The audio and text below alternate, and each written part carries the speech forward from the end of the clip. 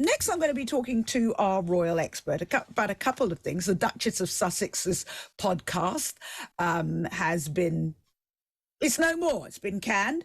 And also Prince Harry being in the courts recently. Joining me now is our royal expert, Charlie Jacoby. Charlie, thank you so much for your time.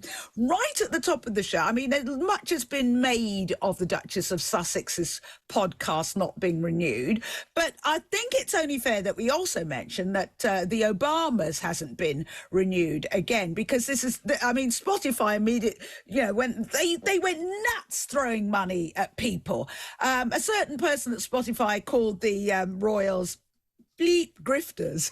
But what are your thoughts on this? He's nodding there. Well, it's strong, isn't it? I mean, that if he wants to call them that, it's all part of the general argy-bargy of the media. It was amazing that so much money was being thrown around on archetypes. And we should say, of course, that it has been cancelled by Spotify, but it's not the end of archetypes. The Sussexes are trying to find somewhere else to put it at the moment. But will they earn the reported $20 million they made out of just producing, one series of 12 episodes? I don't think they're going to get that much, as it turns out. I think we're going to find out that they got quite a lot less than that. But that's the headline. I think it feels like the kind of the grand days of podcast cash is over. Yes. I mean, as you say, even the Obamas as well. You've really got to have, excuse the phrase, bang for buck now, don't you? Yeah. And I think they were expecting more from both the Obamas, and the Sussexes as well. It's going to be interesting because earlier on we were talking about Boris Johnson doing his deal with the Daily Mail. If he just keeps writing about weight loss drugs, there's going to be an issue there, because you've really got to produce if people cough up these huge sums of money, haven't you? You have Joe Rogan apparently does. The world's top senator, most listened to podcast, apparently makes $60 million US every year, according to his platform. But I'm not sure whether how believable that is. I think with the Sussexes, it's a sort of media pride problem. It's going to be how are they going to manage coming down that peg to wherever they end up, whatever level they end up next. Do you think that the time of, all around when they signed that deal, there was all of that controversy about them stepping back and what have you? They were really, in the newspapers all the time.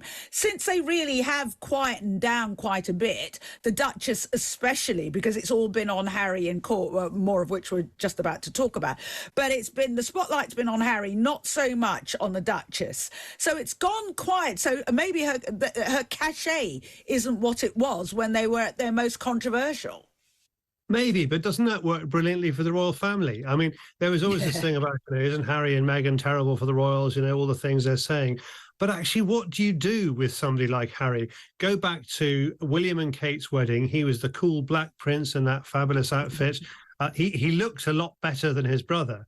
And I mean, 60 years ago, we'd have made him governor of the Bahamas or something like that. You can't do that now. True. The fact he's gone to America with his American wife, okay, he's got all this kind of angry media out of his system. He has nothing left to say. It's ideal. He's living in America. He's actually earning money himself. I know we're going to talk about him trying to get police protection. He's actually able to pay for it himself. I mean, in many ways, why aren't we saying yes to that? It couldn't be better for the royals. The alternative would be them living in the UK and turning up at events and outclassing, the next king and queen. You make a very good point. I hadn't thought of that.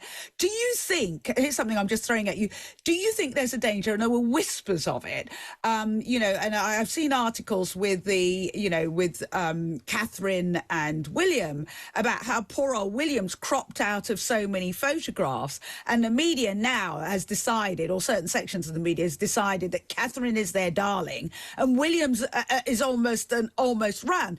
And indeed, King Charles and Queen Camilla aren't getting as much publicity. I would say, I don't know if maybe you disagree with me, but Catherine, if you want to count column inches and photographs, is way ahead of everybody else. I do agree with you, but I don't think it's a bad thing. I mean, whoever it is, all publicity is good publicity. I mean, you know, suppose the question is she turning herself into a new Princess Diana? I think we're past that. I hope we're past that. So you know, it wouldn't, if they choose one out of those four. Well, the great thing is they've chosen one. What would be bad is if they didn't choose any of them. Yes, yes, true. Let's talk about Prince Harry and the court case that he brought. I mean, he's got so many going on. One was about the security. He can't bring his own security over because you can't have gun-toting, you know, security guys over. Although I guess he's looking at royals and people on diplomatic corps and what have you who have their security and saying, why can't I have that? Then he's looking at, you know, if you're having a race for life or something like that, the police are paid to you know, keep people safe there. So he's saying, why can't I have that?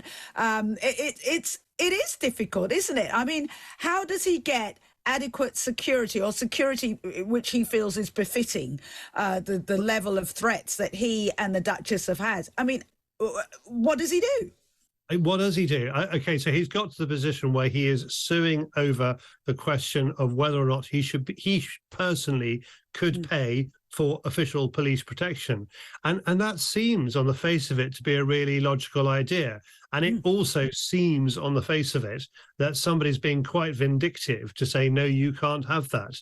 Now, the story today is that whole court case has cost £500,000 because he lost it last month. And now he's going for appeal. It's going to be another £500,000, and that's going to be paid for by the taxpayer. So, you know, that's the bad thing about it.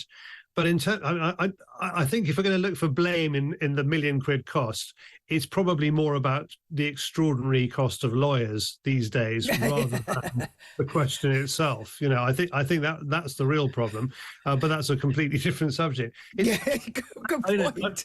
I'm not terribly pro Harry, you know, based on what he's done recently, but it looks right what he's saying at the moment, and I just think it would be sensible for somebody to, you know, swallow their pride and let him have it. Yeah, absolutely. Well, when you say let him have it, you mean the security, not yes. being called a beep grifter, right? Right. Charlie, thank you so much for that look at what's happening in the royals world at the moment.